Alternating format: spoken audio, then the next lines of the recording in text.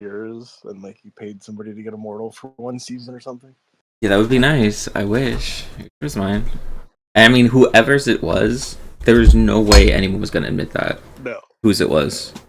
because I everybody mean, they lost. all played like dog shit in that lobby. Yeah, yeah. Look, you should pay me to carry you to immortal. Okay, carry me, and I'll pay you once we get there. No. Pay me to carry No, you the because whole you way. can't do that. You're not. I mean, you tried last night. What did that do? Pay me the whole way. I'll carry you. I'll carry you. I got that. We won every game last night. What do you mean?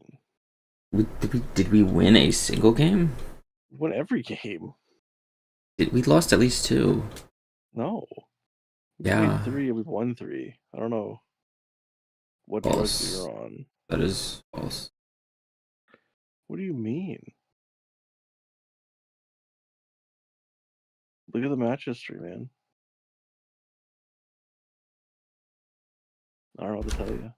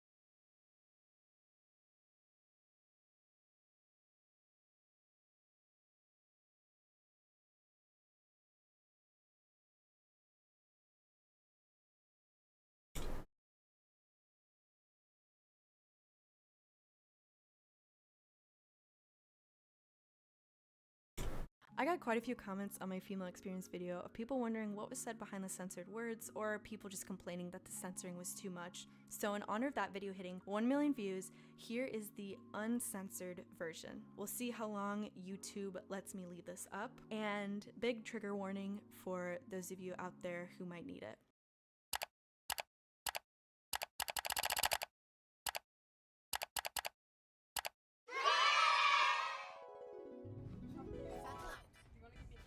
Hey yo, is that a gamer girl? Gamer girl. You dumb fucking bitch. Stop sounding so sexy, baby. Go back to the fucking kitchen. Hey dude, you're a female, right? Yeah. Nice. Someone get girls, man. Alright, I got you. You're my queen. I ain't simping. I'm simping, dog. Fuck my queen. It's not simping, you're just being a good teammate. We'll blame it on the ping, yeah? Blame it on these nuts. They're really cold. My balls are starting to get a bit warm. By the way, Twitch, as he leaves, he says, "I shall be back later on, and Potato is thick and great at the game." Wow, how sweet. Nice. Sorta. Nice. This plan relies solely on you being on me, Potato. What's the play though? I don't know the play. Oh wait, no, you're a girl. Never mind. Captain, come here. Wait, what? We must collect the spices like if we are women.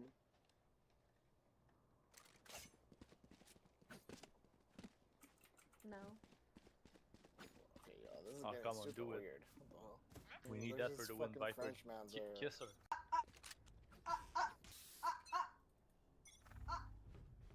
Isn't that funny? No. Oh, you're hot. You're so cute. Settle out. Do you want to give me a kiss? Settle out. Here. I'll protect you. Come here, I need to show you a secret. Come here. If you go in this corner, there's like a medic to like where you can glitch up here. Not so tough after all. It's so... Okay, you're muted. Thanks, bye. Love you too. I love you.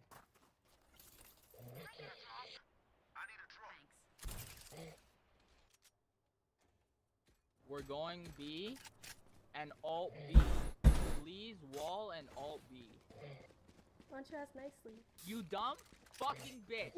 Wall and alt. Like, how hard is it for you to fucking understand? I Yo, have you're to being speak like so... a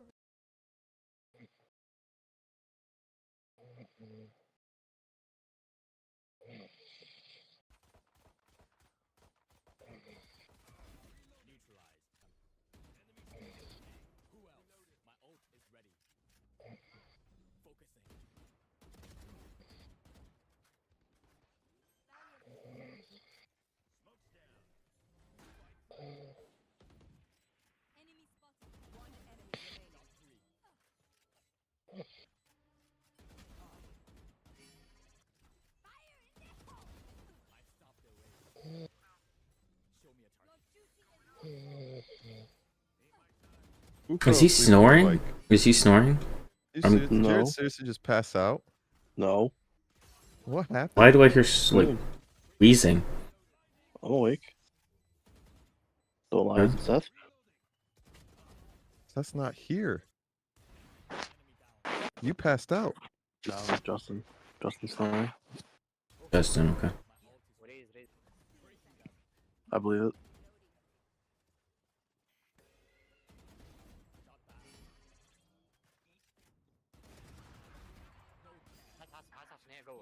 I want that superpower. How do you just pass out? Yeah, and wake back up, Justin. How do you do that? Now he's muting his mic so he could go to bed. You don't know. Nobody know. Alright, that means I'm playing TFT. It's Justin. I thought you guys were I thought you guys play every Friday.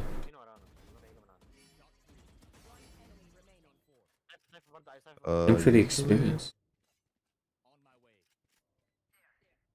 but it's also a holiday. It's a holiday. Seth's out to get breakfast. Pay me when he gets back. You're gonna be asleep. Seth gets back. No, I won't. Yep. Turn your phone alarm on. We'll call you. You people. You hear Wait, what are you guys snoring. getting for breakfast? All of a sudden it's me. I don't know. He's getting Wendy's. I don't know why. He likes fast food breakfast. It's like degenerate. Yeah, it's weird.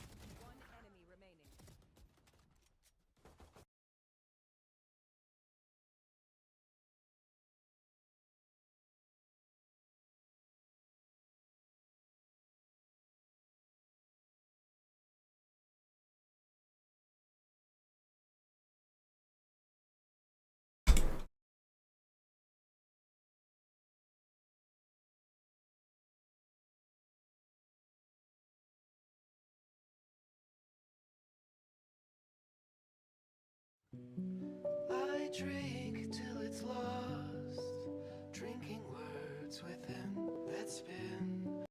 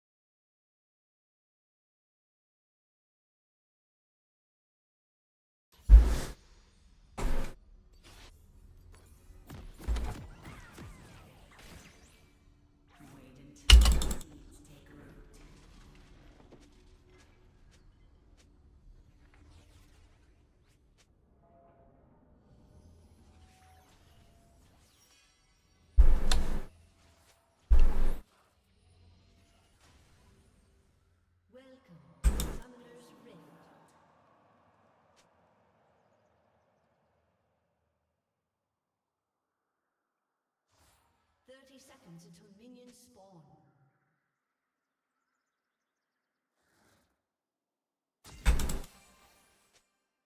The forest holds many surprises.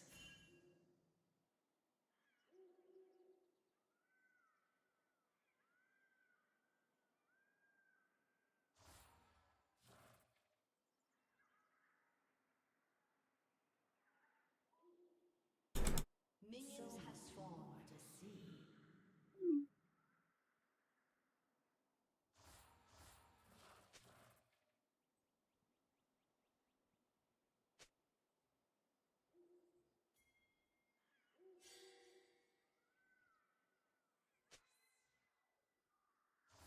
A promising garden.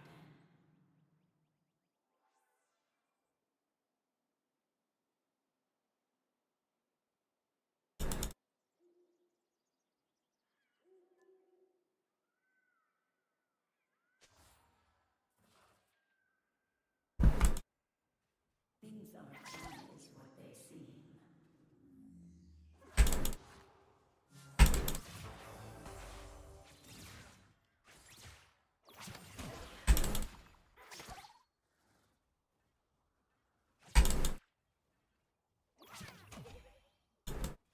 The harvest is upon us.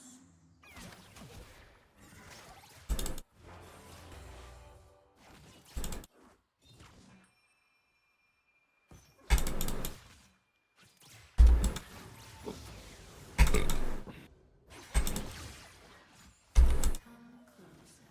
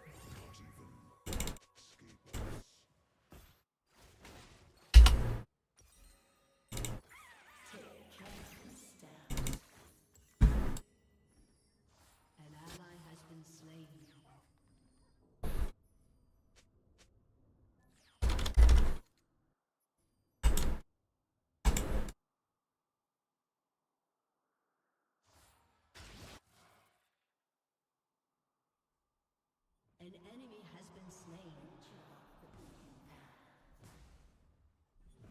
Shut down.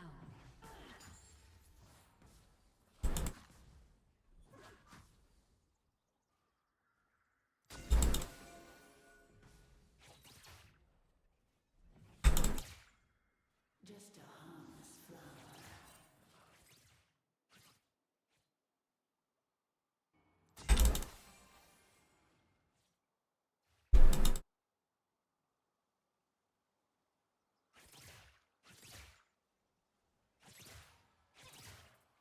Wait until my seeds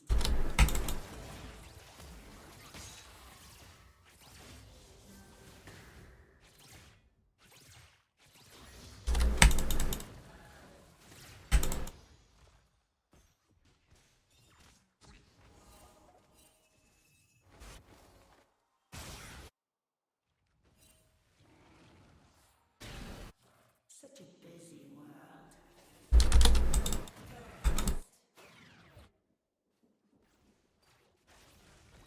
You have slain an enemy.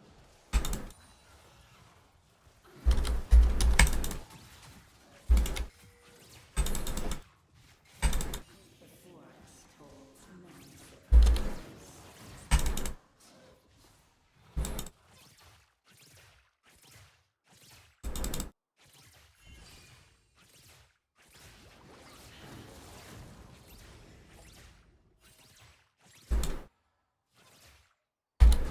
So much more to see.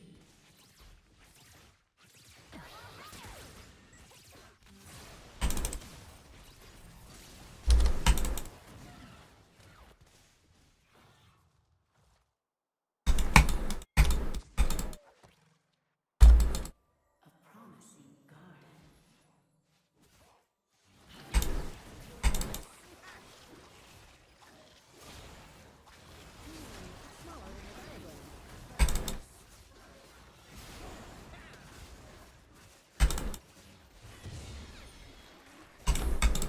Always what they seem.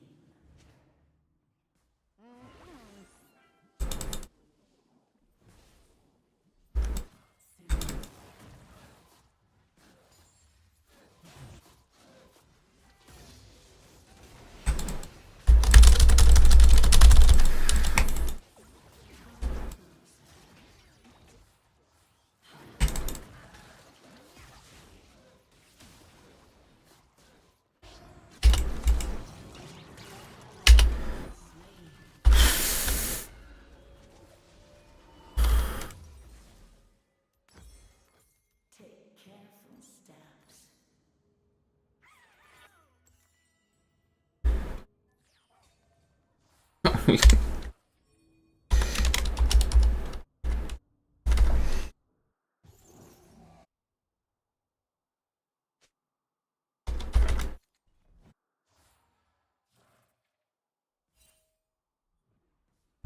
Venture off the beaten path.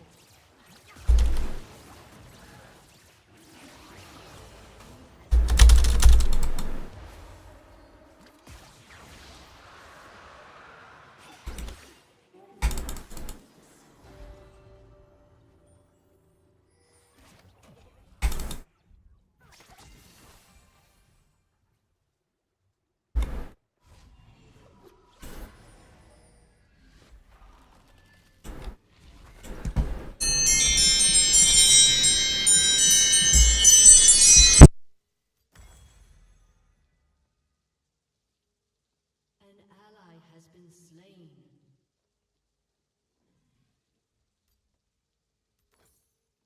Come closer.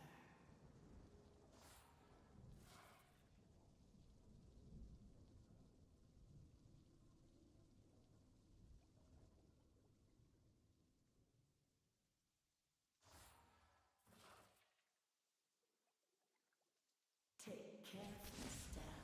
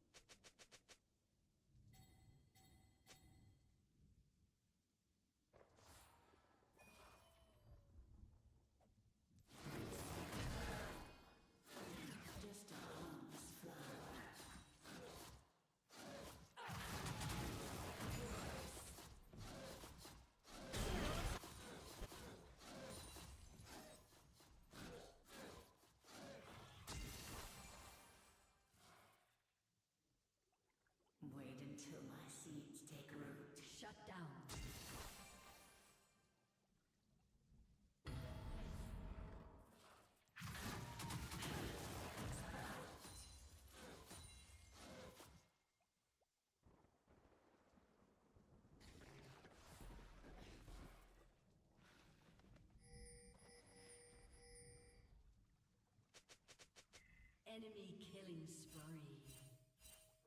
Such a busy world.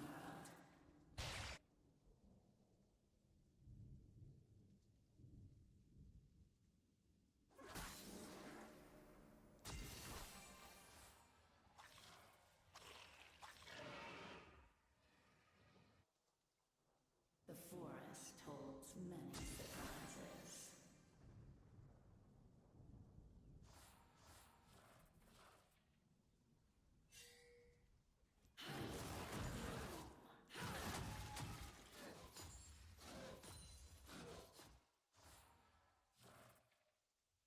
So much more to see. An ally has been slain. An ally has been slain.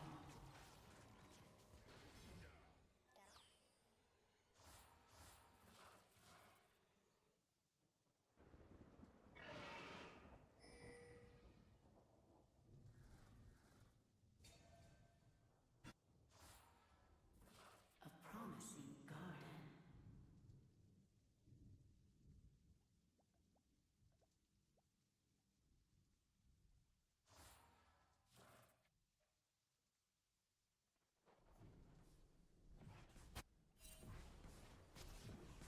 Things aren't always what they seem.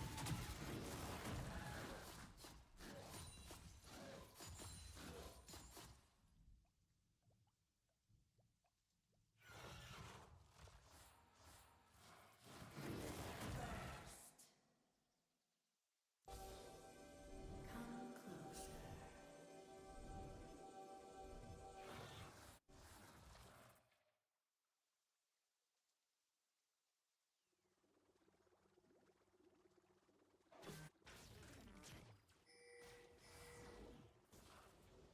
Take careful steps.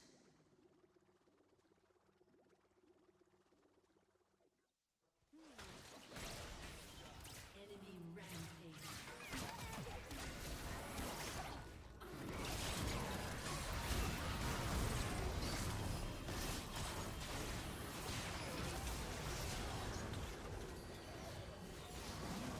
Slain. An ally has been slain. You have slain an enemy.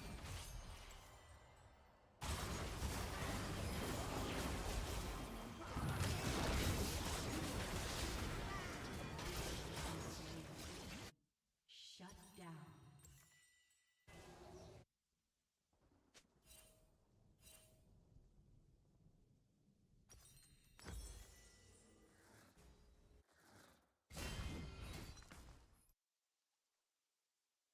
Just a harmless flower.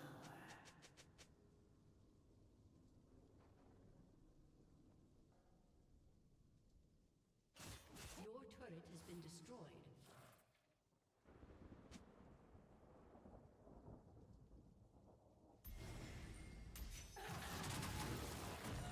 Wait until my seeds take root.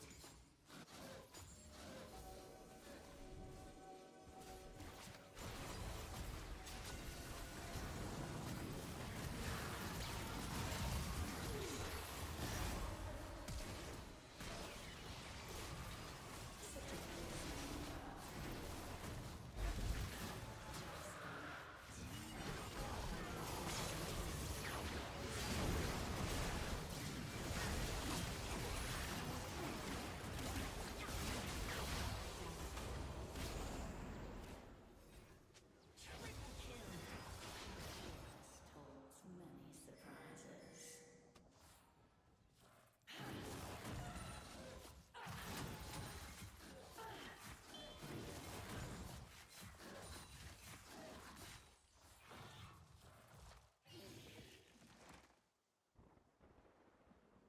So much more to see.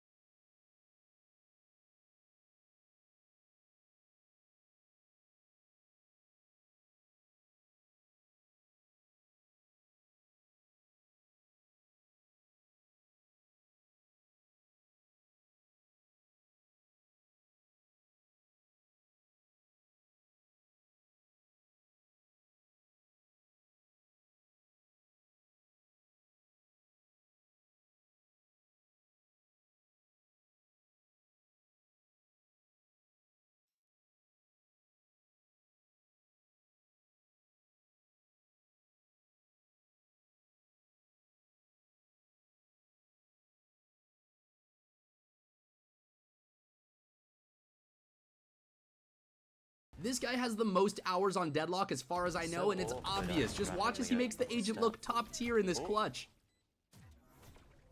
Oh, what? Oh my god. I don't think I'm gonna make it. Oh, it doesn't matter.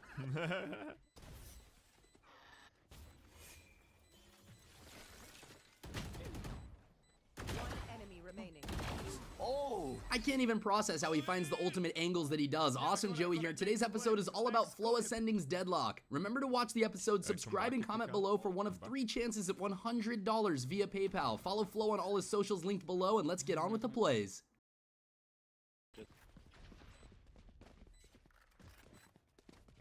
Last player standing. Ultimate ready. One lane. Hold them to their grave. Really? One enemy. That's the ace! Here it goes! So he's doing, he's comboing it with the wall, Last player standing. so they can't run back. Kill hold them to their grave. Reeling them in. One enemy remaining.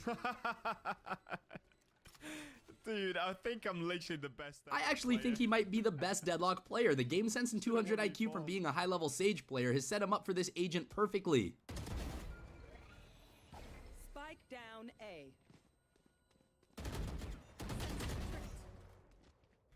One enemy remaining. One bullet. Hold them to their grave. Reeling them in. Nice one.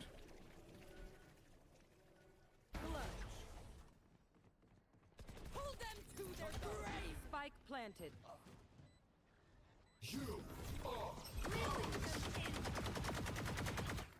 I got one.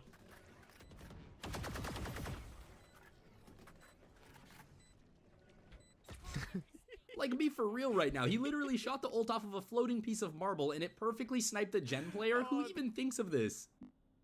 Barrier deployed. Spike down mid.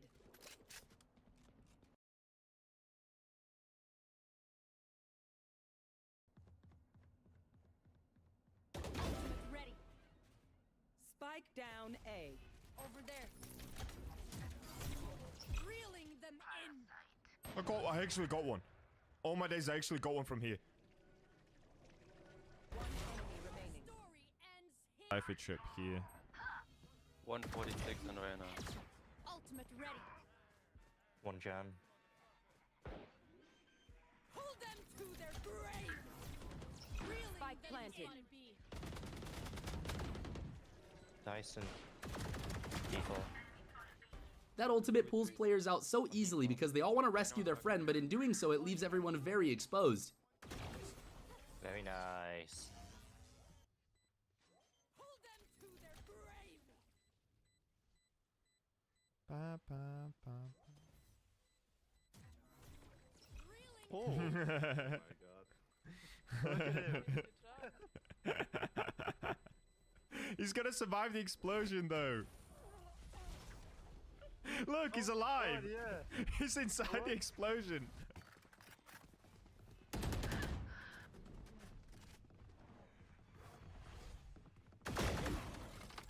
If you hit crazy plays like Flo does in this video, you're going to want to download Metal TV from our description. That way you can capture these epic moments and share them with us. Wait, here he goes. Dude, he's not gonna die from it. No, he's just gonna live. Down to like a 1v2. Okay.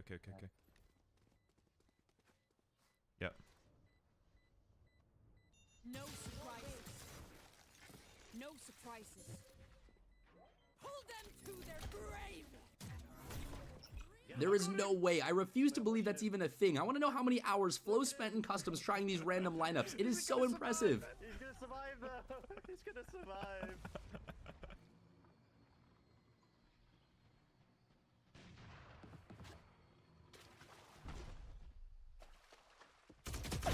It's a kindness.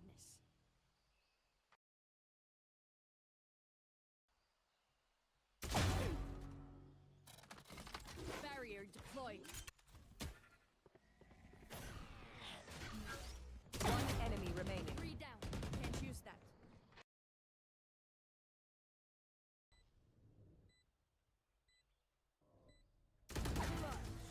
Oh my god, he's behind me the whole time. Throwing net. Reloading.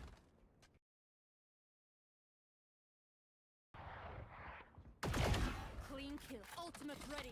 Blocking movement.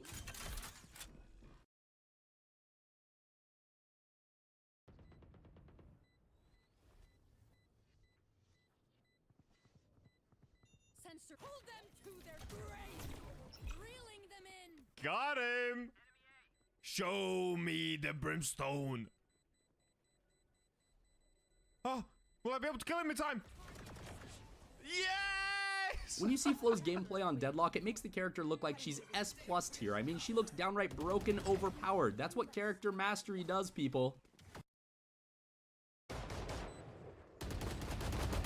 One enemy remaining.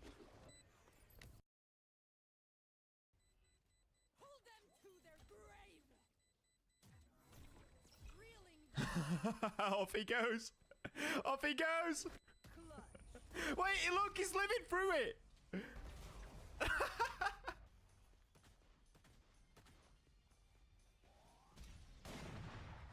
No surprises. Smoke off. Ultimate ready. Pull them to their grave. Reeling. One enemy remaining. Got one. Ulted last, right?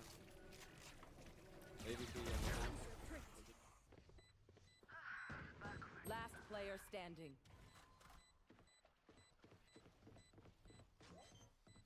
Pull them to their grave. Reeling them in. One enemy remaining. He's up there. Clutch. Do I get to wait for it on Sunday? I'm sorry. Spike planted. No escape. And stayed there. One enemy remaining. Blocking movement. Where is Side, he? I think. Last Oh, he's player on standing. site. He's by the. Yeah. Pull them to their grave. Reeling them in. I'm so glad he whiffed on you there. I know. The disrespect to not even bounce the ultimate, but to just run out and fire away like that, you know Jet's tilted. Blocking movement. I'm gonna smoke me. Target down. This clip really showcases Flo's game sense nicely. He knows just where to spray, just where to use utility. It's flawless. This is how all of you should aspire to play like if you want to rank up easily. Wanted to grab net so you can. Doesn't matter. Scratch one. Clean kill. On top, guys. Standing. One enemy remaining. Three down. They're sniping me, dude, I swear.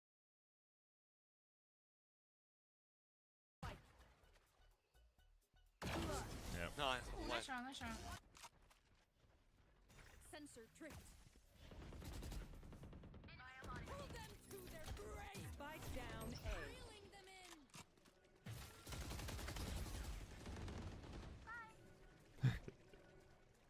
in. What? Look at him. Target escape. One enemy remaining.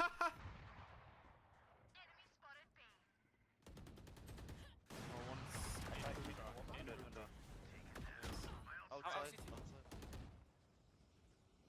30 seconds Cubby, left. cubby. One enemy remaining. Ultimate. Pull them A to player their last. grave. Reeling them in. You got her. I got her.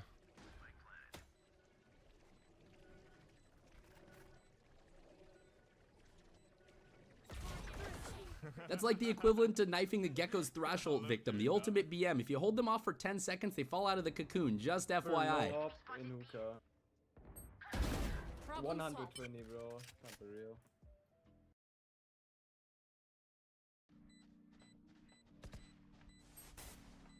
Sensor drift. One enemy remaining. Good job. Nice. Good job. In heaven, right? All he on me. Die and be Nice. done. Two in heaven. Hologram. Nice one. Need to fight heaven. One enemy remaining. Good shit. Last player standing. 121, bro. No escape. 21.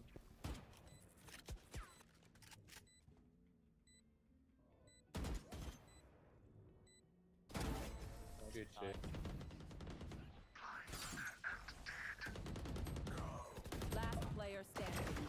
One enemy remaining. This is typically not a fun situation to play in, a Brimstone with post-plant utility camping out in main, but if you're a pro on Deadlock, you've still got a chance. Pull them to their grave! Reeling them in!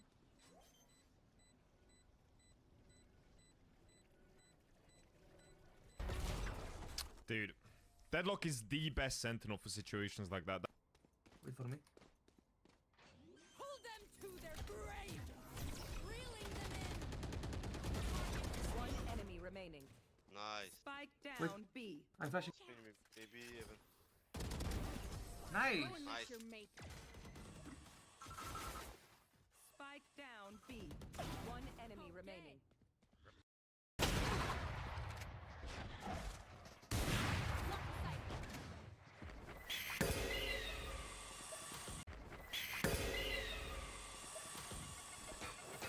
Holy. Jesus Christ, man. You should run. Dude, like, see, this game is becoming this. There's no skill involved. No skill involved. Like the raw skill, like aim versus aim. It's literally there's a bird, there's a wolf, there's a little satchel, there's a little grenade, there's a little boomba, there's a little smoke, there's a little this, there's a little bit.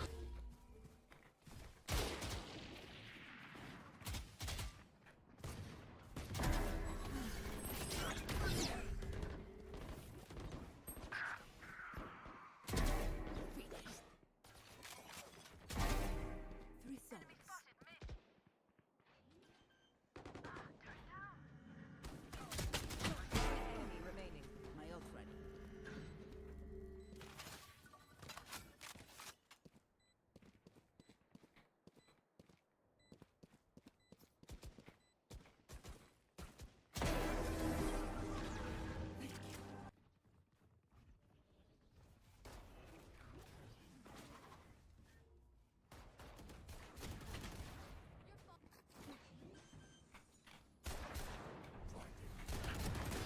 One down. One enemy remaining.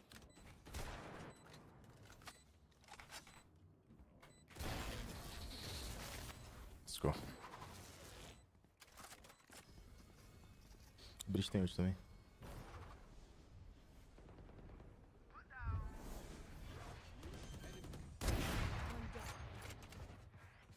Spike planted. One enemy remaining. I'm actually crazy. No, ele não me viu. Sometimes I'm so crazy that it works.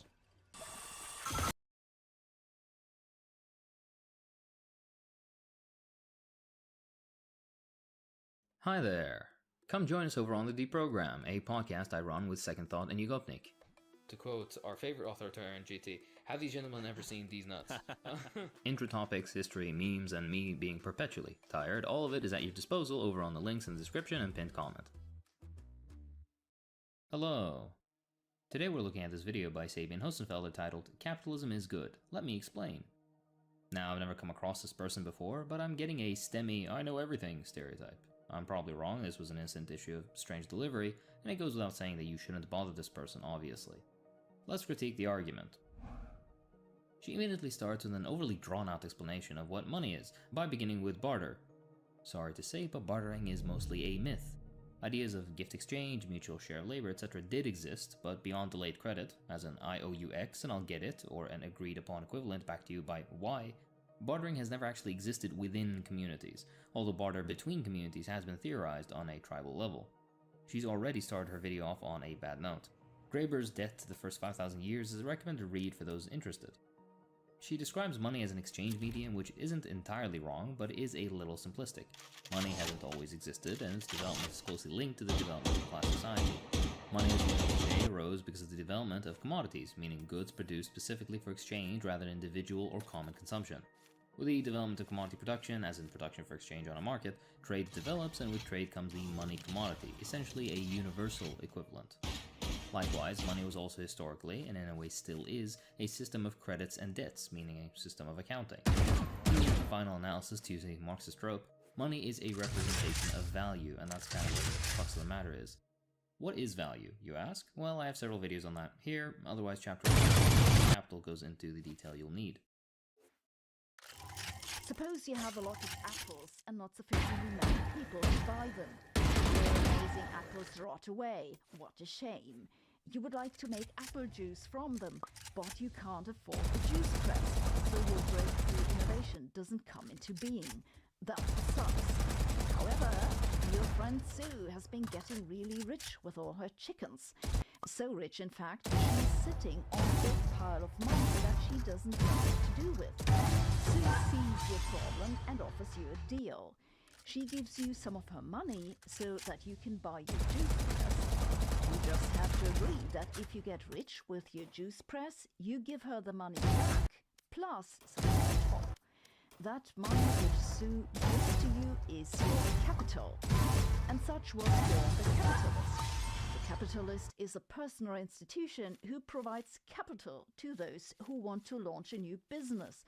She goes on to misunderstand what capital and capitalists are, essentially indicating that it's simplified investor activity. I'll give you money to start your business, but you have to pay me back plus a little extra. This isn't what a capitalist or capitalism is. Capital is self-expanding value, or a value which generates surplus value and hence more capital, as a result of exploitation of wage labor. In other words, land, buildings, machinery, hired labor, amongst other things, used to generate more capital down the line. Pause the screen and read if you're further interested. If we're being generous, she's only defining money capital here in a very incomplete definition. As for capitalists, they are not simply those that provide funds for businesses. Capitalism is a system based on the private ownership of the means of production, wage labor, markets, and in a slightly technical note, generalized commodity production. It follows that capitalists are number 1, owners of the means of production, number 2, own capital in some meaningful form that is invested in the circuit of capital, and number 3, engage in wage labor. Someone providing money as investment capital could be a capitalist, but that's a niche and narrow example of something much bigger. Capitalism and all the elaborate financial instruments that come with it is a surprisingly recent innovation. It didn't really take off until the Industrial Revolution 150 years ago, and it's dramatically changed the world. This is again not the full story. Yes, capitalism became generally globalized, forcibly so I might add, by the 1800s, but primitive capitalist formations date back further. I won't go into too much detail, but the book The Origin of Capitalism by is fantastic. Scientists tend to associate, as we've seen since then, to science and technology. But I think that's putting it backwards. The driver of all this progress was the capitalist system. By resources, I don't just mean raw materials, but also goods and humans. A system that distributes these resources without anyone needing to have an overview, just by exchanges between traders. It's pure genius if you think about it. And that's why science took off, not the other way around. This is a technical point, in that she's wrong, but in a correct way. Capitalism is a step up and progressive compared to feudalism and other pre-capitalist formations, as it introduced important political and economic changes. Politically, and due to complex developments, it broke up fiefdoms, serf setups, and other barriers to concentrated labor in small urban areas.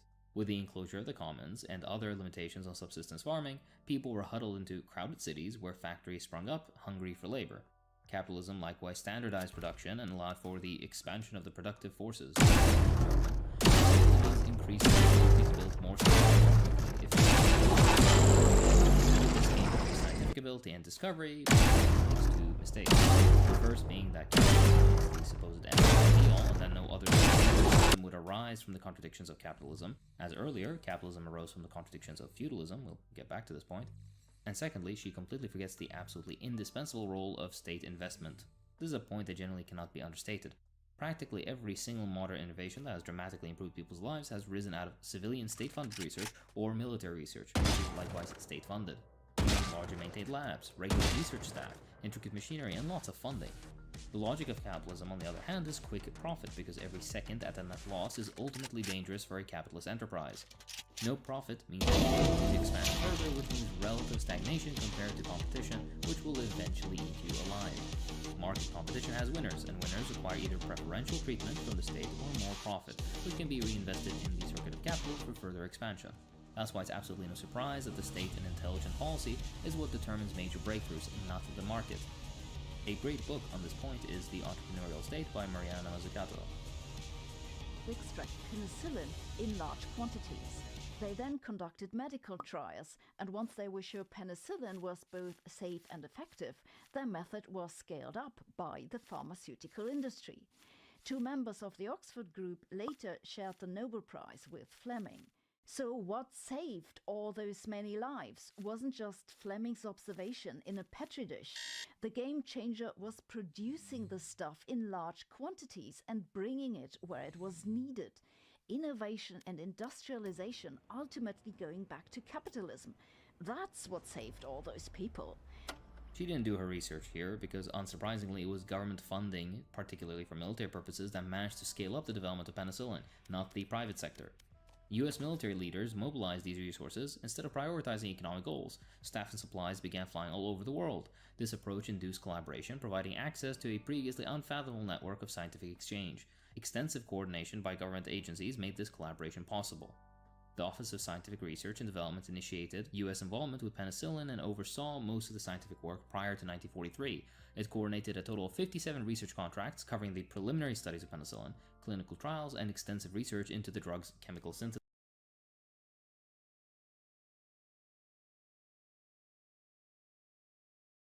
Valorant 7.09 is finally here, and as the meta has started to establish and key changes have been made, there are huge mix-ups in the meta at large. So we're going to be breaking it all down, including ISO's position in this video, so let's get started. Of course, right off the bat, we gotta talk about the only F-tier agent, still the F-tier, will continue to be the F-tier until she receives some pretty massive Kindle with time buffs, down. and I think it's going to be a pressure play here. We're going to get pretty low on the clock before they actually make it to one of these sites due to pressure and the way they want to play it.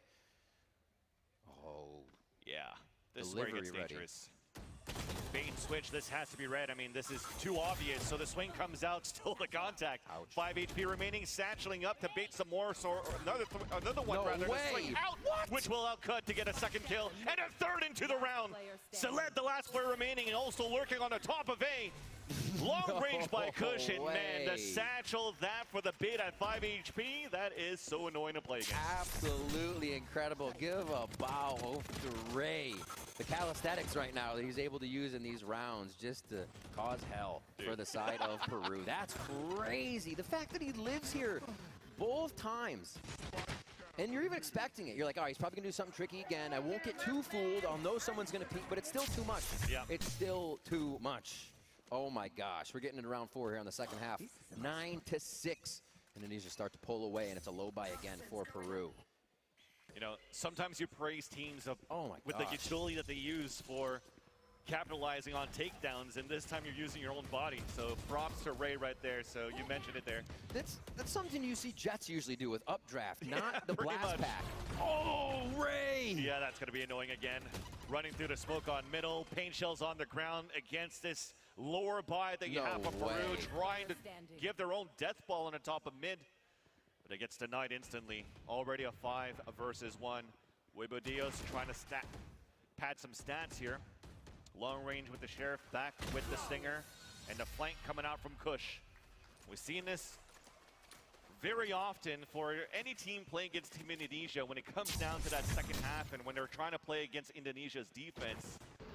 Like you said, Riv, it's almost like they're playing the attack and it's hard to deal against. Ridiculous. The double smoke to give Ray a little no man's land to fight in there. Obviously not going to see an entire team, but sees enough to continue just mowing them down. And I think Peru calls one to take a breather, figure out why they are losing so much timing on the map that Indonesia can be in these positions as Peru is setting up a strat. That kind of stuff can't happen. You're going to be late to ults, you're going to be late to the frags, and late to the trades, which means 4 straight rounds for Indonesia here. And if you're looking at the heat map, basically what was happening for the ground use, the space you've gained on the attack for Peru so far, you could really say top middle, A main on heaven. Yeah. But have we really gone into the sites for any plans, any pulse plans? Very, very rarely. So they haven't really learned how Indonesia is currently playing the defense within the sites. Yeah, right. They see somebody kind of jumping a corner. That's it. That's it. They get guiding light. They're detected. They don't have to peek as much. Quick jump. Then you're noticed. It's like they have a cipher in every site. They're just peeking everywhere. There is a cipher in A though. That's going to be a high camp. They decide to move that around. Right there. That's a good one. Nobody's really looking that high. That'll break your aim. All right. 1-1-3 across the map here. This definitely means you're going to get a lurk out of Huevo-Deus this round.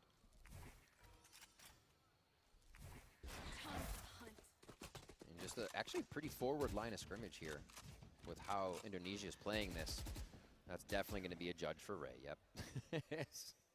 This has got to be scary. So a lot is contact right now. So let's think about what's happening. They've given up sound. Weishi does get a frag, but the A sound is where Peru is trying to draw Indonesia.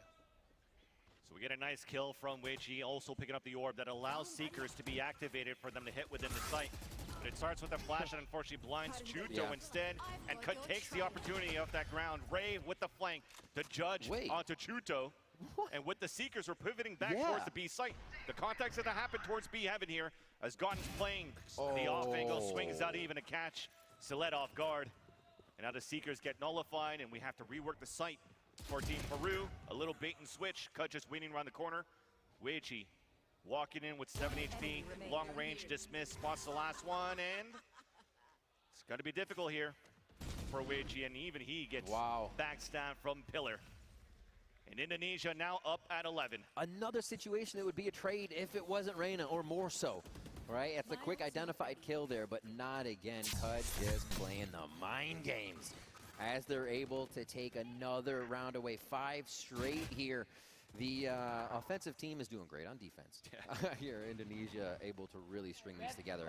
Again, for Peru, change the timing. Once they got under the skin of Indonesia with being a little faster, with having a lurk that worked, Indonesia almost seems to fall apart.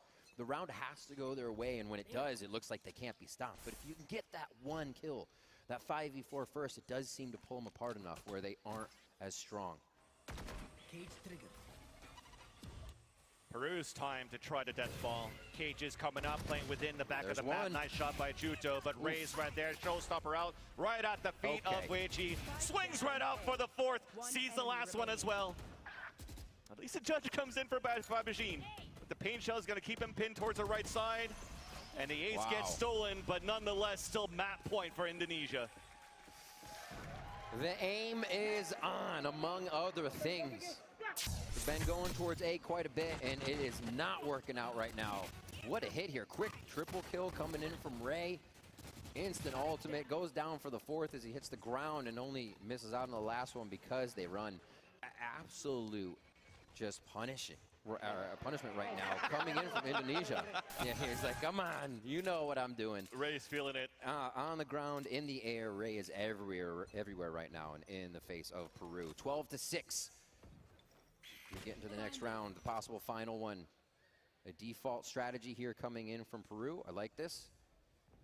Get as much information as you can in these rounds because the firefights are so quickly going in favor of Indonesia. No rounds have been taken so far on the attack for Team Peru. So they're looking at default a little bit once again for the control towards the A ramp. On the extremities though, Huevo-Deus is being pressured on this B side. Lear keeps him in the corner just behind the pallets, and a beautiful double swing takes him down. There's a 1-for-1, and Fabijin opens up the A site. This allows for the spike to even move in though. Chuto will get the plant, and of course a showstopper on top of that. Huge. Nice move by Silette. All the way towards spawn. Gives the advantage for Peru. Fabijin waiting behind, trying to get a timing behind the dog as Cut now pushes in. Identified both. They can play it very safe. Just wind the clock down. Easy peasy here. There should be another round coming in for Peru, solidified. They just need to save these guns. They lose one in the process. At least the showstoppers there. One enemy the security for Chuto. Cut getting the pick towards heaven, drops in. And that allows the pivot to come up for Fabijin on the top of A heaven. So he's pretty much in a good spot. No need to use your showstopper here, and no need to go for a trade. Chuto wins that duel And that's finally a round coming on the attack for Peru. And without it being a full buy here in economy, this is probably Fabazine dropping that Vandal, being able to tour de force here to somebody else if they don't have the economy required. And this should put them in a good spot to play it a little slower against the side of Indonesia. Actually, looking at the buy board right now, you can't see this, but 7,700 for Ray. The rest of the team is sitting around 3.5 to 4K.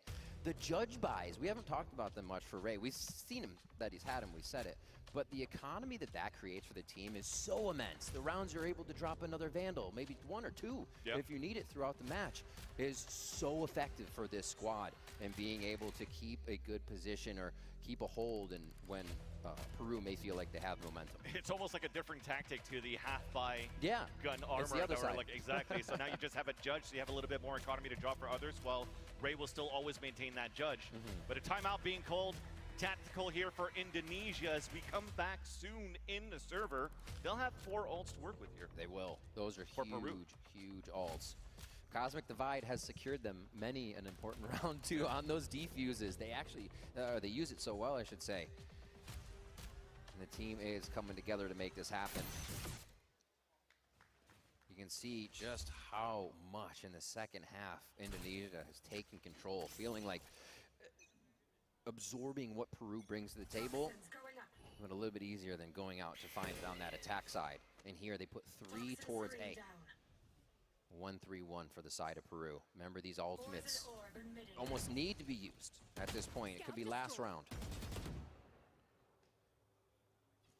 It's just Celed going up and down with the utility from the Viper, trying to at least bait out any type of utility, anything that he could call. Do I hear the Sky? Do I hear anybody? To allow Peru to move up anywhere across the map. But you could still see here, cool are the positions for Team Indonesia, okay of playing contact. Oh, and they're gonna get some right now. A high-low. High-low with the judge. Flash is about to come out, but Celed makes it away. At the same time, the pinch was looking to happen on the top of the vents. But as soon as they're about to pinch, that trip came down from Kush, so now we're pivoting back towards the B heaven. Spike is there. Fabajin, the vest was golden to try to go for the first pick on the top of B heaven. He gets greeted by Cud, couldn't win that fight. Wow. 30 seconds left. Cud playing that position, so effective. The distance for dismiss to get the safety. Wait, coming to heaven. Flash Just there, on the other no info. side. Oh, they get by. Showstopper out. Chuto at the bottom of the screens, just trying to answer back against that rotate across, and the Showstopper misses. Still a player within the site. It's Kush. 2 kills right there as the spike falls. 10 seconds left, all of them dropping, and map 1 will go to Indonesia. Incredible read at the end there. Trying to rush through towards heaven. You see everybody basically on a conveyor belt from Indonesia. It's actually Deadlock. Now, if you haven't got the memo already, I don't know what rock you've been living under, but Deadlock is severely underpowered, and she's so weak, in fact, that there has been articles, videos, giant rants tailored to just talking about Deadlock, and the developers have already confirmed that Deadlock buffs are coming down the pipeline. Now, we have no idea when those buffs will be, but we do know that if a character is so weak that they are going to be already slating in buffs, and they're telling us this ahead of time so that we can stop talking about it, yeah, the character's really, really weak. Right now, I would not suggest grinding her because we really don't know what's going to happen to the character. She could get a rework, her abilities could be dramatically changed. So if you grind her and get good with her now, you could be playing a much different character come a freaking month or so. So definitely keep that in mind.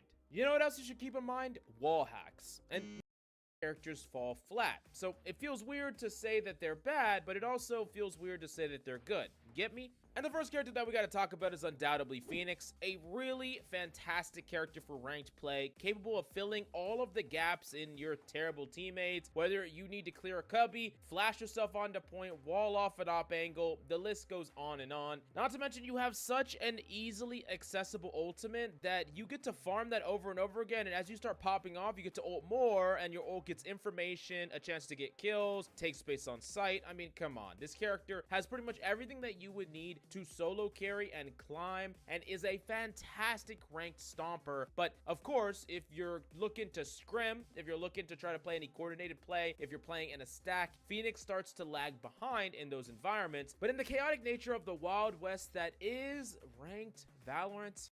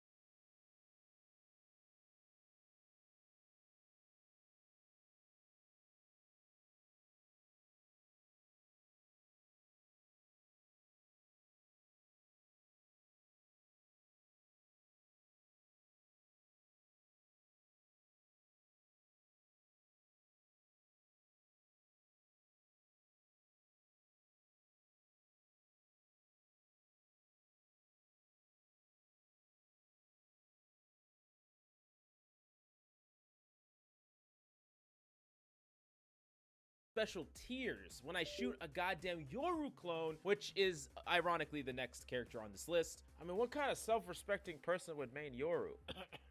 Okay. But all jabs at Casey aside, Yoru is a fantastic character when you become really competent with him. He's a character that has a very low win rate in the lower ranks of play, but once you get to Immortal and beyond, all of a sudden, you are unlocking things that no other character can do. You're pulling off clutches that no other character could be a part of, and you're becoming this like omnipresent force that is just really difficult to play around properly, because it's like a damned if you do, damned if you don't situation, where if a Yoru knows exactly when you can afford to shoot something or not, they can play around it, they can put all types of traps and mix-ups and all sorts of things that can become really impossible for you to deal with all of them perfectly, and it feels like a really good Yoru is literally in your head. But keep in mind that all of that stuff works a lot better on the individual micro level, so for ranked, but when you have teams that can all do things for each other, you know, act the fool or act the pawn to do an action that may or may not get swept up by the Yoru, but your team would quickly deal with it. This makes Yoru a lot less effective when you have perfect communication, but only when you do. So anything outside of that, all of a sudden Yoru is fantastic. So for ranked play, he could be one of the best characters in the game, but that one requires you to have really, really great expertise on the character, and two, it's only going to be applicable in ranked and not in pro play. Now, the last but certainly not least character in this special category is Reyna. And Reyna is a phenomenal ranked character. One of the highest win rates in ranked out of every single freaking agent. But of course, this character is a solo carry god, a pub stomper, and gonna be an amazing character if you want to get to Ascendant, Immortal, or even Radiant. But step forward into any strategic game, coordinated session, scrims, or anything in between, and all of a sudden Reyna starts to fall flat. Another thing that's important to understand is that Reyna is often tied to your mechanical skill. Many of her abilities require you to get kills in order to access, and it's not very often that you'll see a Reyna not actually get a lot of kills and like silently carry a game, where you can do that on a lot of other characters because you can play the strategic game, because you can help your team. You don't necessarily need to frag out on every character to carry, but with Reyna, in a lot of ways, you kind of do.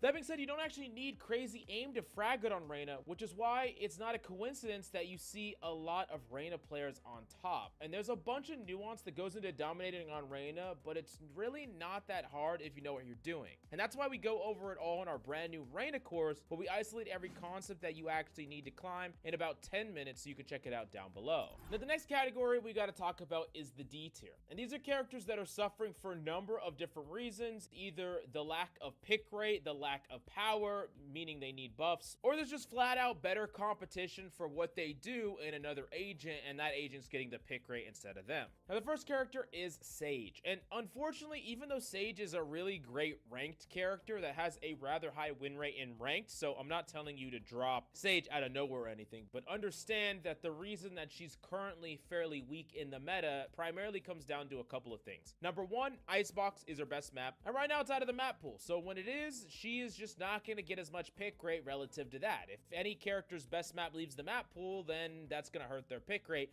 but that's not the only problem with Sage. A lot of the maps that she used to see dominance on, all of a sudden she just doesn't see any play anymore. Like Split, she used to see a ton of play on Split, but now she sees a fat nothing. And mainly we're either seeing no Sentinel setups on Split, or we're seeing Cypher, and that's about it. And then on a lot of the other maps, we're seeing Killjoy instead. So it's a combination of there being more competitive options, and Sage has just gone through probably more nerfs than just about any other character. So yeah, she could most likely use some buffs, but then it's unclear. Would she be too powerful in ranked? You let us know in the comments down below. Now, the next character we got to talk about is unfortunately Gekko. And Gekko has actually received a little bit of buffs here and there over the past couple of patches, but really Gekko is still just a bit underwhelming compared to the multitude of incredibly powerful freaking initiators. I mean, just look at the list of initiators that are just freaking phenomenal. Like, these are all good. So Nova, Sky, freaking KO, Fade. I mean, they're all amazing. And Gecko is kind of just the worst of the bunch. It's not that he's necessarily bad. And in a world with less initiators, he would probably see a good amount of play. But currently right now, I would think that we would either need like mass initiator nerfs, which is probably not going to happen any more than they already have, or we're going to need some dramatic Gecko buff, which I do imagine would happen at some point or another. Doesn't mean that he's unplayable, and I think the difference between him and a lot of the other initiators is pretty close, so he's not actually that much worse, and you're going to get extra bonus points in ranked playing a character that people are less familiar with playing around. People don't really talk about that enough because that gives you extra percentage points when people don't have like a set strategy to play up against you because you're a little bit untraditional. But still, even with that in mind, I think Gecko is a little underpowered right now and is sitting in D tier.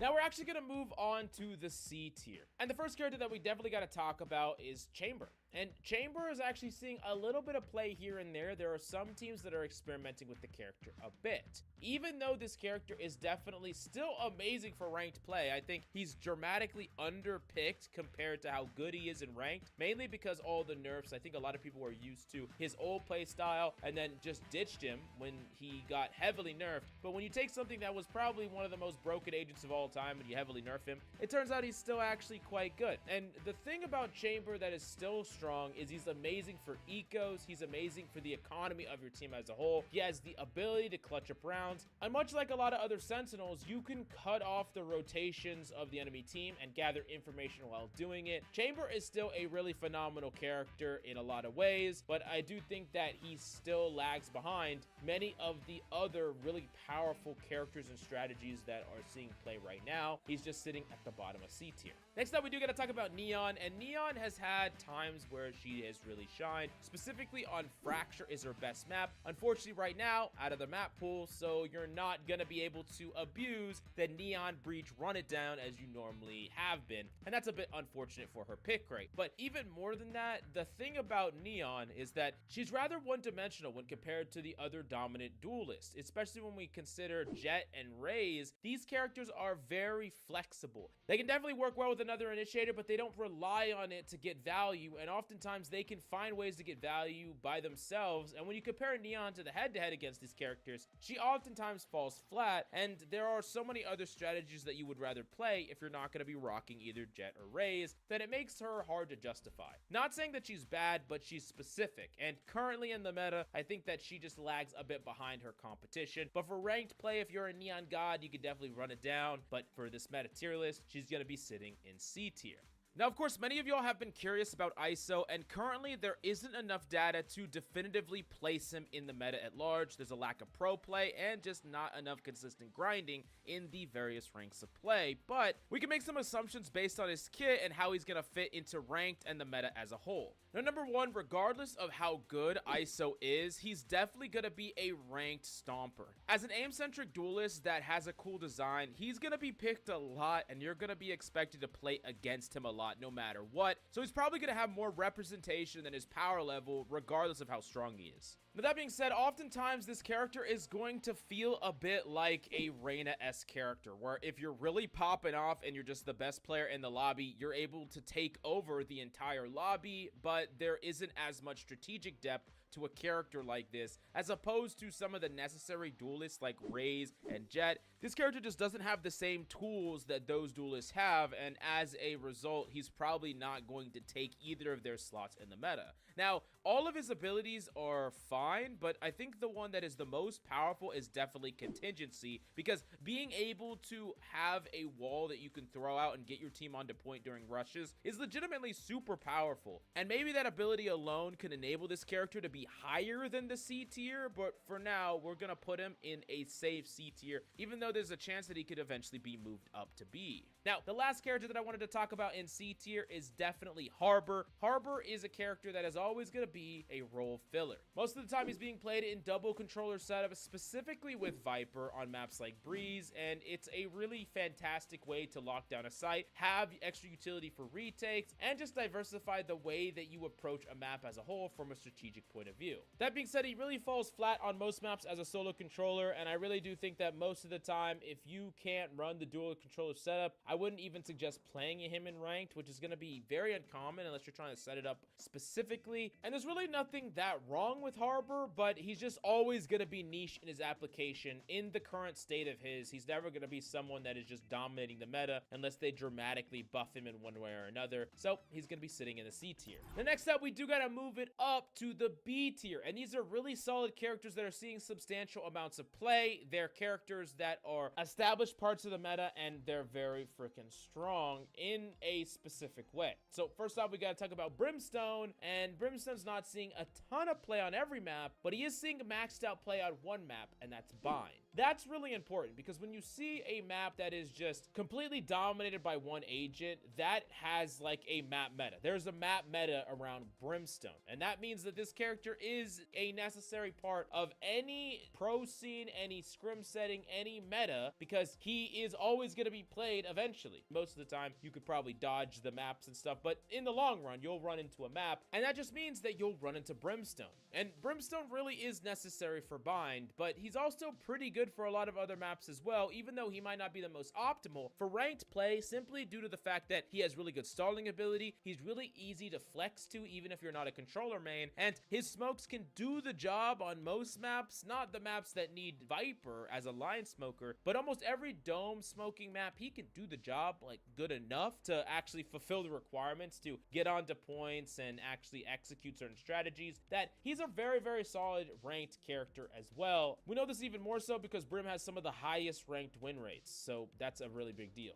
But lineups are super important to learn on Brimstone, but they can be frustrating to learn. So we put all the top 100 on the Skill Cap website in our lineup playbook, and these are the best ones that are going to help you win very quickly, so check it out right now down below. The next character that we got to talk about is actually Astra, and Astra is a character that sees not as much of a stacked pick rate, but does see pick rate here and there in some dual controller setups and on maps like Split and Lotus and other maps in between. She's honestly really strong, and she's a character that need a certain amount of coordination that makes her better. This means that she's going to be better in the higher ranks. She's going to be better in coordinated play than she is in the lowest tiers of play. I would say like your access to like all of the powerful strategies that she enables is going to be not that consistent in the low tiers of play, and you'd probably be better off playing someone else like Brimstone. But as you start to get higher and higher levels of understanding, higher and higher lobbies, Astra starts to shine more and more and becomes a really phenomenal character. So yeah, for these reasons, she's in the B tier. The next up in the B tier, we do got to talk about Fade, and Fade is still seeing a good amount of play on Sunset. She looks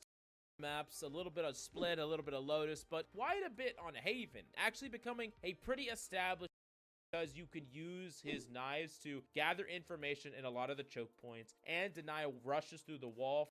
This character, he's incredibly more consistent than he was before in his most powerful ability, and all in all, Cypher is now picking up tons of percentage points all over the place, and definitely not a character that you should sleep on, especially right now while the meta hasn't quite adapted to him fully. It's a great time to grind him and get some free percentage points. Now we're moving on to the S tier, and these are the dominant characters right now in the meta and look like they're going to continue to be the best characters for the foreseeable future. First off, we do got to talk about Viper. Viper is just absolutely needed. She's just 100% needed on maps like Breeze, maps like Bind, experimented with on maps like Split, Sunset, and Lotus. She has so many different situations where she's good, either as a solo line smoker or as a duo smoker in a lot of setups, playing with Harbor or Astra. She's just really unique, and I don't really imagine she'll leave the S tier until there's a line smoker that can compete with her for her pick rates on cracked out maps. Because right now, Harbor's the only other line smoker, right? And it's never Viper or Harbor. It's Viper and Harbor or just Viper. It's never a competition, right? She's always on top. And until we get a line smoker that can ever compete with her, she's going to maintain on top, especially right now when there's maps like Breeze that are in the map pool that favor her so heavily. I mean, it's just hard to kind of put her down.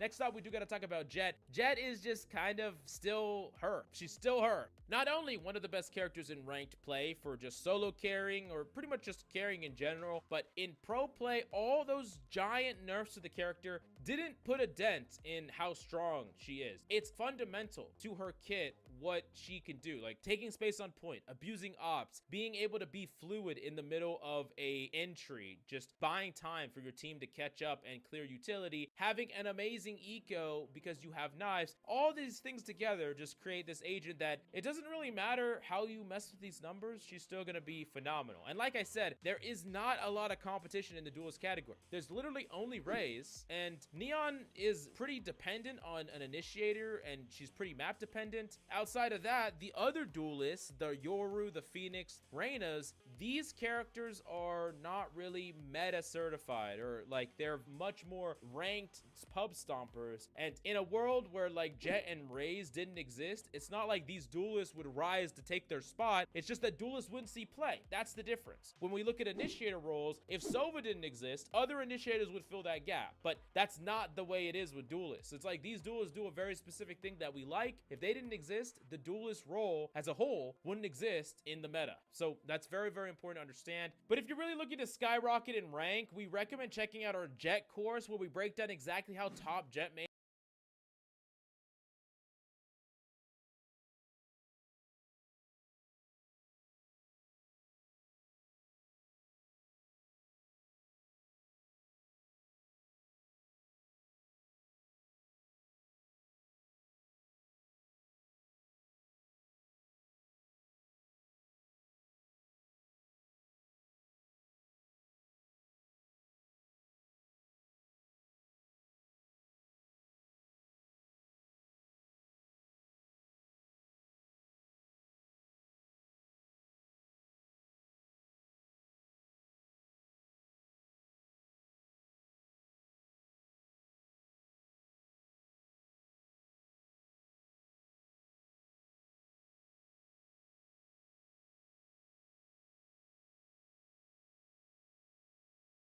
Content warning, anti-Semitism, and just so much child abuse and sexual assault. Just so much. I'm sorry. Before you flush your toilet, you really should make sure to put that lid down. If you don't, the swirling water creates a sort of mini hurricane. There's kind of a cool name for it, the toilet plume. Sounds like the best slide at the bathroom-themed water park. Now this toilet plume turns some of the particles in your toilet into tiny droplets and then aerosols them into the surrounding environment. Just little fecal particles floating around in your bathroom, coming to rest on your towels, on your toothbrush, or just hanging around in the air waiting to get inhaled by somebody. Fascist propaganda and Nazi ideology are actually a lot like human poop. They're ugly, harmful if swallowed, and the source of some disturbing fetishes. Usually, this kind of thing is kept underground where it can't harm people who aren't specifically looking for it. But a few years ago, there was a series of huge uncovered Nazi toilet plumes that spread a lot of those shit particles all over the toothbrush bristles of society. I'm speaking, of course, about QAnon. That's the intro. I probably should have made a less disgusting metaphor to start this up. I had a whole thing written about Pandora's box, which is pretty much the same, except, you know, maybe a bit more pretentious. Anyway, we're going to stick with the toilet thing. It'll be fine.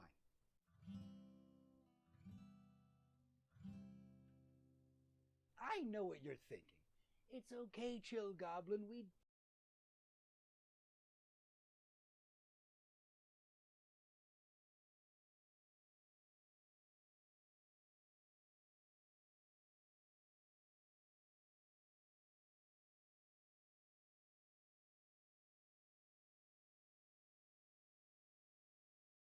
Pulse now cannot connect onto Fabagine. Paranoid comes in. Now the rest of the crew are trying to move out towards the left side of towards that link. Vantage still comes out, this time evened up. Fans? And taken over by Indonesia towards A. Oh, I was ready to praise Peru for playing back. The blast packs were used. Ray didn't get a kill. It was going to be tougher for them to take the site, but the frags coming through now for Wichi. Oh, he's identifying. But for the attack, they don't know where Salad is at currently. Who's moving up towards the A-Link to meet up with Wichi and move together. Snakebite towards a nice little spot, cage up to allow for Wichi to move in. But Kush is playing just on the outside of the cage. Really nothing here that Salad could do. And And as the cage comes down, Kush stops him. And that's Indonesia at 11 now. Kush on to 3K, whether it's the Cypher or the Sky right now. Kush putting up some numbers, 18 and 12 this time around, and really helping.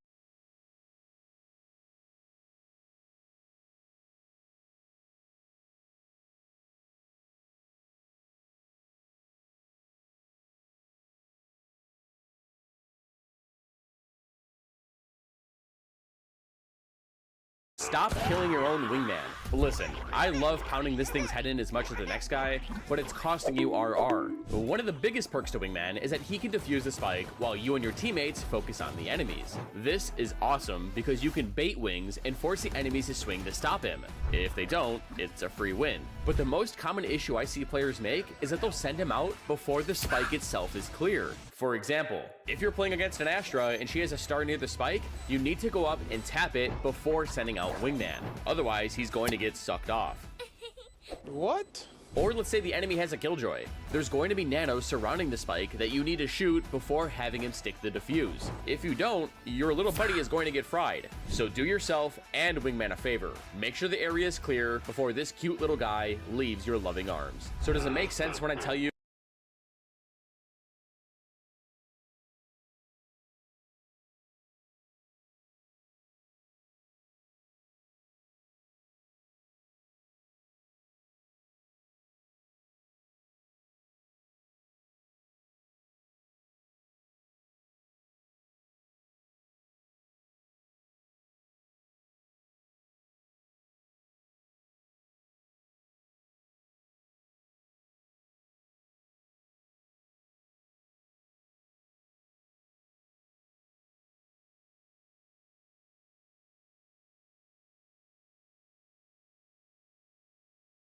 for free. Yeah, so I'm open to say that I am the idiot one. I am the idiot one. I am the one who is the idiot here. I accept that. I already accepted that. And one more time, yes. You are 100% right.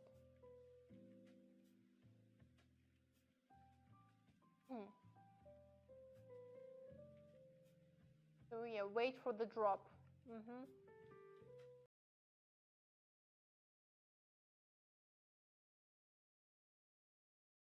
The future is threatened by enemies often unseen and unexpected. In the midst of an uncertain and evolving world, the need for Marines to defeat these shifting threats is critical because the need to ensure stability.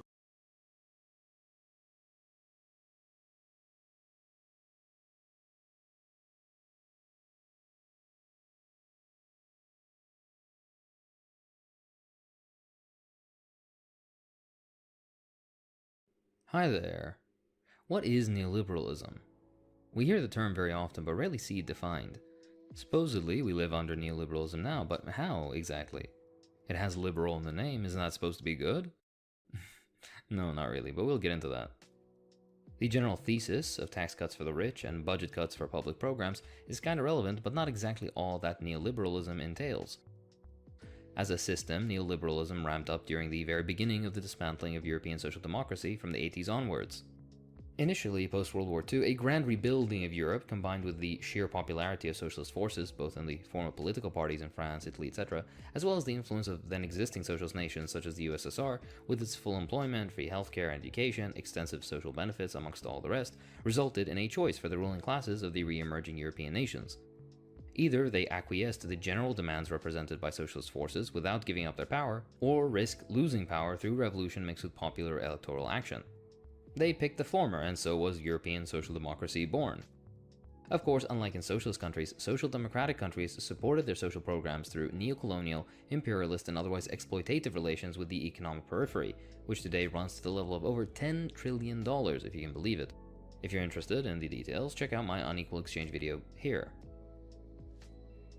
The details and foundations of what would become neoliberalism extend back into the 30s actually, but that's too much detail for the current analysis, so read The New Way of the World, Our Neoliberal Society if you're interested.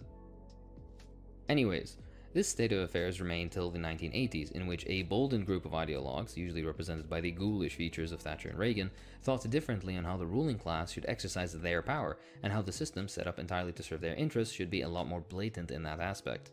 This wasn't some idea that fell from the skies either, instead it had real material reasons for its emergence. Over two generalized recessions, 1974-5 and 1980-82, the capitalist system suffered an accumulation crisis that was qualitatively and quantitatively different from a cyclical downturn.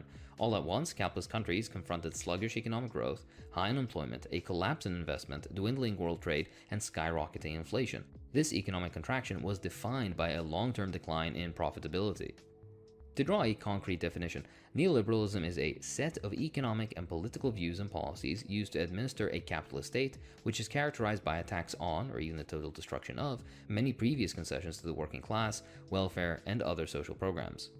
This takes the form of a wide variety of actions, including the dismantling or sidelining of labor unions, the rewriting or deletion of pro-labor legislation, the lowering of real wages, meaning not necessarily less total income, although that happens too, but a reduction of the value of wages adjusted for inflation, essentially meaning you can buy less stuff despite the amount you're making not going down all that much, which is what we've seen plenty of since COVID. Attacks on pension plans, such as with the recent protests in France, reduced regulations for corporations, specifically in the fields of labor safety, benefits, and environmental protections, the lowering of taxes for corporations and the wealthy, the removal of barriers to so-called free trade, which we'll get into in a second, amongst other developments. Much more relevant, though, is neoliberalism as an ideological dogma, in which everything should be left to the market. Maternity leave, climate change, you name it, supposedly the market will solve it and solve it best. The more deregulation, the more quote-unquote healthy an economy is. This way of thinking emerged as a result of the various contradictions facing highly developed capitalist countries, and by extension the general contradictions of capitalism themselves. At first, it made political and economic sense to grant concessions in the form of social democracy, but that no longer flies. Crises of overproduction, in which more stuff is produced than there is demand for, leading to critical losses for enterprises, to overly simplify. The falling rate of profit, which is a measurable tendency under capitalism in which automation, as well as standard organizational development of enterprises, results in less total profits, essentially destroying the system in the long run as profit is required for capital reinvestment so that capitalism as a system can continue, amongst others. These changes result in those earlier social democratic concessions no longer being practical, and hence for the sake of corporate profits are quickly and entirely eliminated, or at least a powerful attempt is made at just that. For an overview of these concepts, the falling rate of profit, etc., check out my 101 videos here. In a sentence, neoliberalism is a general policy of shifting and taking out all the negative effects of the worsening capitalist economic crisis on the regular working people. This is done through leaving social distribution to the market solely, or at least attempting to do so. What exactly does free market capitalism and leaving it to the market really entail, though? Essentially, free markets means no social or government interference in the market. Concretely, this also extends to how enterprises are run. Capitalists own the means of production, meaning land, factories, natural resources, etc., and lord over it, believing that everything to do with their means of production and products produced thereof should be completely and unilaterally up to them. They set whatever wages, meaning no minimum wage or other pesky government mandate, do whatever they want with waste, dump it in the river, why not? Sell to whoever at whatever price, crack on the playground. Reinvest their profits however they like, you name it. I'm being comedic, but in essence this total freedom is the essence of so-called free markets. Better examples include horrifically low wages for dangerous work, increased environmental pollution, price hiking of vital goods such as medicines, amongst other examples. This freedom is contradictory as social organization ends up being incredibly one-sided. Local communities, workers, or the government have no say in the production process or its byproducts under this model. Only capitalists do. As a result, this is less quote-unquote free and more an ideological setup used to make the system the most convenient solely for owners in an explicitly anti-democratic way. Of course, this ideological posturing is contradictory too, as real historical practice shows that they pretend to not like government interference so long as it doesn't benefit them directly, and when in power, they make plenty use of it. Neoliberals have tried to bend the state into promoting markets at every level of society, in essence using state power for political means, which is a pastime of all socioeconomic systems. To note, though, this isn't trying to stand neoliberalism against a so-called pure capitalism. They're both capitalism, but neoliberalism is the current practice and is especially mask off. On the point of freedom, let's get on a slight detour to a little-known Georgian poet and political activist who said, "It is difficult for me to imagine what personal liberty is enjoyed by an unemployed person who goes about hungry and cannot find employment. Real liberty can exist only where exploitation has been abolished, where there is no oppression of some by others, where there is no unemployment and poverty, where a man is not haunted by the fear of being tomorrow deprived of work, of home, and of bread. Only in such a society is real, and not paper, personal, and every other liberty possible.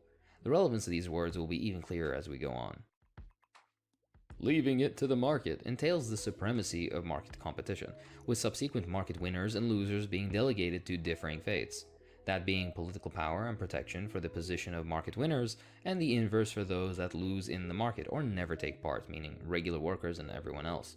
This goes likewise for previously state-delivered services such as education and healthcare. Neoliberalism in practice didn't abolish them, but instead attempted to entirely privatize them and subject them to market forces. Taxation or otherwise citizen-funded endeavors extend only so far as to maintain and grow market relations. Nowhere was this more blatant than in Chile, in which the CIA-backed dictator Pinochet overthrew the democratically elected socialist Allende, and afterwards instituted a mass privatization system which included, amongst others, private hospitals, private insurance firms, and private schooling, all on market basis, with workers forced to fund the emergence and maintenance of these new markets. The consequences of these policies resulted in 42% of Chileans living in poverty by the end of Pinochet's reign, as income inequality skyrocketed. Following Pinochet's footsteps, but straitjacketed by their surface-level commitment to democracy, Thatcher in the UK and Reagan in the US attempted likewise to introduce this concept of competition in every sphere, and the forceful imposition of market relations on public services took place, along with restricting labor unions, cracking down on strikes, and of course skyrocketing inequality. With Thatcher, household debt increased from 37% to 70% of GDP, unemployment hit 9.5% by 1984, 15% of the UK's industrial base was wiped out in just a few years, entire communities disappeared, with Scotland losing 20% of its workforce as a result. In the most insidious of policies, Thatcher's government brought in the Right to Buy scheme in 1980. This allowed social housing tenants to buy the properties they lived in from their local government office. This quickly dried up the government's supply of social housing, which combined with declining construction of housing resulted in a sharp marketization of housing, with house prices rising over 1,000% since 1980, making it all but impossible for young people to buy even the cheapest homes in their area. This was all by design. I won't mention Reagan today because I'd rather you sleep soundly tonight. Here enters the IMF, who in the early 80s, along with the World Bank, became the global purveyors of neoliberal orthodoxy. The model was simple. An overexploited third world nation, usually a former colony that only recently became independent, is burdened by inequalities and industrial deficiencies as a result of colonialism. These nations also usually were economically sanctioned or otherwise limited by their former colonial masters, who would demand colonial taxes even after independence. Through high-interest funds borrowed from the IMF, said nations couldn't pay back everything to the letter that the IMF desired, usually by design, and as a result would be forced to undergo so-called structural adjustment programs, where welfare cuts, liberalization of the market, and privatization took place, usually with ownership transferring back from said third world state to the former colonial power or whatever imperialist hegemon, be they local or global. This is going on to this day, with the most recent being IMF payments to Ghana, which historically came with strings attached such as raising electricity and water tariffs, mass privatization of water resources and mining facilities, cuts to public sector employment, and other so-called cost-cutting measures. Ghana currently pays between 70% and 100% of government revenue to meet these requirements each year, in a cycle meant to keep them paying to the benefit of the imperial core. Likewise with Egypt, has agreed to sell off $2 billion worth of state assets along with slashes to public sector spending, the cutting of state subsidies which over 30 million Egyptians in poverty rely on to keep basic staples affordable, as well as privatization of over 30 state-owned companies ranging from water purification to oil and gas.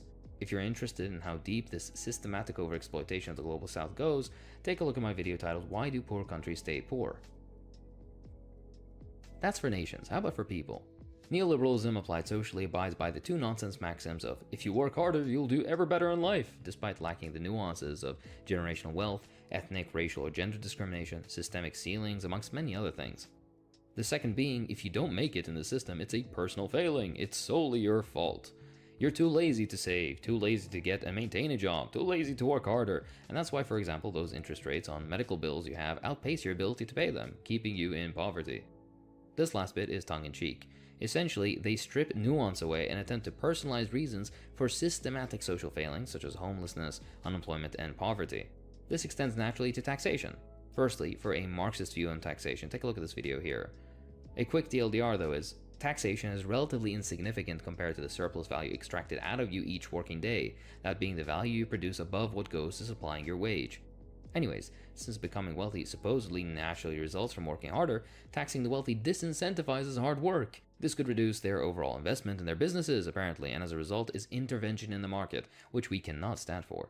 Likewise, with the aforementioned privatization of government services, less unions, less worker protections, increased likelihood of destitution if you were to be fired as no safety nets exist. All of these are pro-market strategies that reverse the prioritization of so-called lazy workers who got unnecessary assurances that they won't be kicked out through worker protections, that they won't be made destitute by bills as healthcare was public, so on and so forth. A desperate working class with no protections is far more agreeable to whatever terms the capitalist class dictates, and as such ruling class power is further entrenched. This is class struggle. Nowhere did this take on more geopolitically catastrophic consequences than in Eastern Europe, where a rapidly declining population and skyrocketing poverty equaled wartime levels during the market-liberalized peace of the 1990s.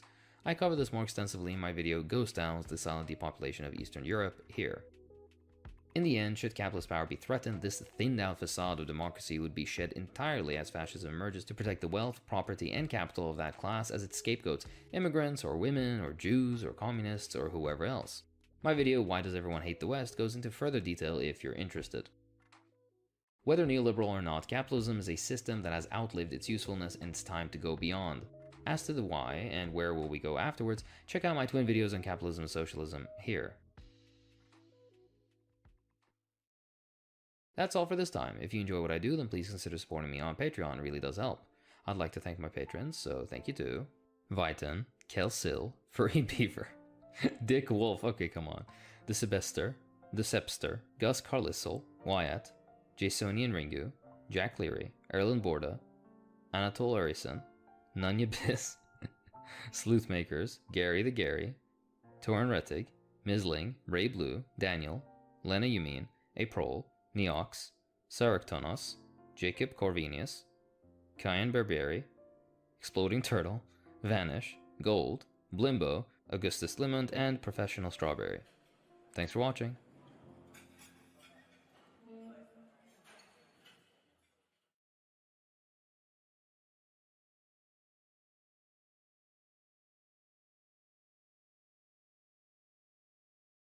Just to get loose, to kick things off, I do want to talk about my favorite tweet of the year. In fact, that's not even doing justice, because I think it's actually my favorite thought had by a human being this year, courtesy of Sheriff David Clark, who said, that's my sheriff right there. Yeah, he added Donald Trump on Twitter and said, Donald Trump should invite Justify to the White House lawn for winning the Triple Crown.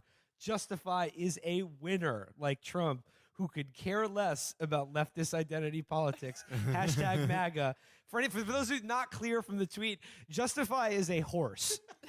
But aren't you sick of those horses that love ID politics? Yeah. Oh my God! Oh, Hey. Mr. Ed always like, Yeah. oh, I'm an equine American Wilbur. Hey, American Pharaoh. Stay out of equine spaces.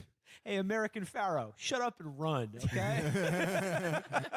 Like most people, I watch horse racing to escape from politics. Yeah. And it's embarrassing that, every post-match or post-race interview, you get somebody talking about it. It's so the least political sport, though, right? It is, because it's all run by these weird Kentucky Habsburg guys. These are just horsemen. They either have too few or too many chins. Yeah. Yeah. Now the horsemen are all scions of old slave money. They're not going to let those horses kneel. That's not happening. They all watch a special recut version of Django that ends when they get to Leonardo DiCaprio's house. But the thing is, it's they're like all on the same page, and all the athletes are like these tiny little muscular jockey men. So Hi there.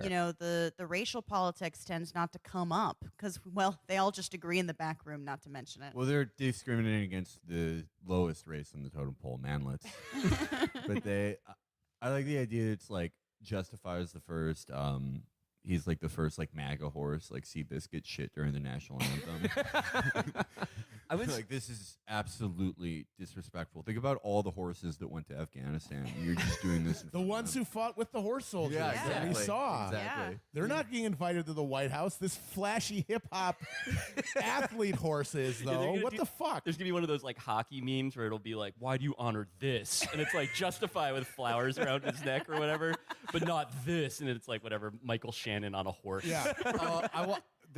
all the MAGA guys are gonna get into pit bull fights because all of them sit during the national anthem. I do and wag think their tails. It's I give credit to David Clark for being willing to really make the Caligula reference that overt. Yeah. Yeah. You just don't have Trump on the White House lawn with a horse. You're drawing too many uncharitable. Well, I mean, Sir, please marry your sister. We'll drive the liberals crazy. Well, when I saw this, of course, yeah, obviously I thought of Caligula, but I also just thought how badly I want this to happen. Oh God, yes. And like how much I want Trump to invite a horse to the White House. It's the and have like a Rose Garden press. And now I think we should go into the Chapo reading series for this week.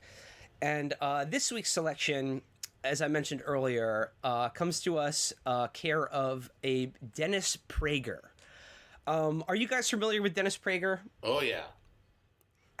Big fan. How would you describe Dennis Prager? He's a very angry radio host. He's Rush Limbaugh if he was really proud of like being in Mensa. He's a very pretentious reactionary. But he's basically a dumb farting shock jock of the right, but he thinks that he's really, really thoughtful. Dennis Prager looks like your friend's uncle who, like, just sort of clutches the arms of the couch and sighs while a black baseball player successfully scores a hit or steals a base, and then goes into the bathroom where he takes a pillow and screams the N-word into it and thinks you don't hear. That's what he looks like to me, and has always looked like to me. He's incredibly corny. He's like the ultimate like corny dad right-wing archetype, but he's also like super into religion. Like that's his main thing. And also like he's like super into Judaism, but like his main project is like bridging the gap between conservative Judaism and evangelical right-wing Christianity. Like he's really wants to like sort of, he wants to bring those two forces together, and like that's I think his kind of goal in life. He plays the accordion, and I think most importantly for the selection we're about to read is that despite being obsessed with religion and sexual morality, he's not gay. He's horny as hell, but for women, and this is what we're going to talk about. So the article that I've selected is actually a series of articles. It was too big just for even one post. It's a two-parter, the title of which is When a Woman Isn't in the Mood. But for our purposes, we can just call this Women Owe Me Sex by Dennis Prager, parts 1 and 2. Dennis wants to fuck really badly. Really badly. He needs to fuck. He's got to fuck at least something, at least once a day. And similar to what we mentioned before about David French, like when he was talking about Prince and how the real heroes in America aren't famous, like the tick is that they're only talking about themselves. Keep that in mind when you read this, because Dennis is absolutely talking about himself. So, okay, let's begin. This is When a Woman Isn't in the Mood, Part 1, by Dennis Prager. Given our preoccupation with politics and economics, it is easy to forget that for most of us, micro issues still play a greater role in our lives. So here are some thoughts that, as heretical as they might sound, have been found extremely helpful, sometimes even marriage-saving, from listeners to my radio show, which features a male-female hour every week. Oh, that sounds really sexy. Yeah, he has a male-female hour on his show every week. The guy, I can't imagine, that must be like the happiest hour of radio. Oh my ever. God! Can you just imagine the fucking sexual tension? It's like when Stern has a porn star ride the Sibian, only it's a married couple fucking with a sheet between them. Yeah, it's Dennis. It's like when they interview porn stars, but Dennis Prager is like, so how many agents does the Muslim Brotherhood have in the State Department? Robin. Okay, he goes on. The subject is one of the most common problems that besets marriages. The wife who is, quote, not in the mood, and the consequently frustrated and hurt husband. It is an axiom of contemporary marital life that if a wife is not in the mood, she need not have sex with her husband. Here are some arguments why a woman who loves her husband might want to rethink this axiom. Wow, this is, I mean, people have long requested a version of Elliot Rodgers' manifesto where he employed use of a thesaurus, and we finally have it. Close your eyes and think of Prager, baby. He says, first, women need to recognize how a man understands a wife's refusal to have sex with him. A husband knows that his wife loves him, first and foremost, by her willingness to give her body to him. Holy fuck. This is rarely the case for women. Few women know their husbands love them because he gives her his body. This idea almost sounds funny. Now, this is the old women aren't really horny thing that he's going into here. He's like, ladies, you don't really understand what it's like to just be like so horny that like your teeth are grinding together and you're just like your eyes are bugging out of your head. I mean, and women the main don't reason really... for that is that you're married to me. Yeah, like Dennis Prager, you can really tell he's writing from his own experience. He's like, look, women don't enjoy sex at all. They hate it. They hate every second of it, but they'll do it 3 or 4 times a year to reward alpha genius men. I mean, they often say things like, you've all heard this, like, ouch, you're getting sweat on me, this is disgusting, Dennis, you need to shower beforehand, you know. I mean, like, who, I mean, like, you know, like everyone else in the world, when, you know, me and my wife, we have sex, once every lunar cycle. I mean, who hasn't heard this? Wrong hole, Dennis. Every wife says that. No, I mean, this is a common problem. Whom amongst us hasn't wanted sex from a woman who wasn't willing to let you use her body to jack off with? Yeah. But no, it gets so much worse because he describes sex as like the worst chore imaginable, but one that, you know, the intelligent woman will submit to regardless of how fucking unbearable it is. He says, this is therefore usually a revelation to women. Many women think men's natures are similar to theirs, and this is so different from a woman's nature that few women know of this about men unless they're told about it. Again, women, just sex isn't something that they really think about or care about, so it's very hard for them to understand what it's like for a man. Yeah, women have no idea men are horny, by the way. Men are really good at hiding it. Yeah. You know, like me personally, I've never gone into a GNC and knocked all of the pre-workout samples off the table with my boner. Oh, humble brag, Felix. Come on. Careful now. This is a major reason husbands clam up. A man whose wife frequently denies him sex will first be hurt, then sad, then angry, then quiet. I'm just trying to imagine the silence that permeates the Prager household at all times. There's just the sound of like silverware clacking on like a dinner plate as he like just sort of like cuts his like, you know, burnt roast into ever more tiny pieces, just staring into the space vacantly. Dude, you know what dinner at the Prager household is like? It's like the attic dinner scene in Clockwork Orange. Try the wine!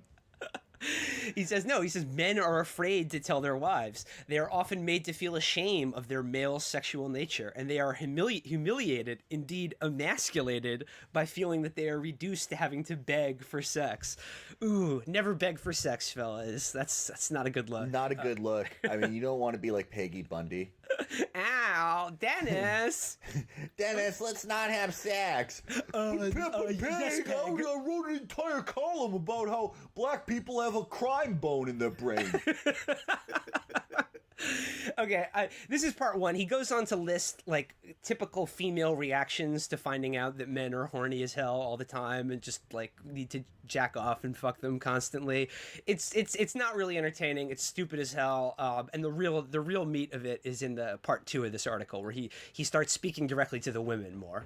Okay, so moving on to part 2 now. He says, in part 1, I made the argument that any woman who is married to a good man and who wants a happy marriage ought to consent to at least some form of sexual relations as much as possible. Jesus Christ. And then he says men need to, you know, he does say also men need to understand that intercourse should not necessarily be the goal of every sexual encounter. I mean, sometimes you just want some head, am I right? Yeah, no, like this is Dennis Prager co-wrote the 3-6 Mafia song "Slob on My Knob," but in the original cut,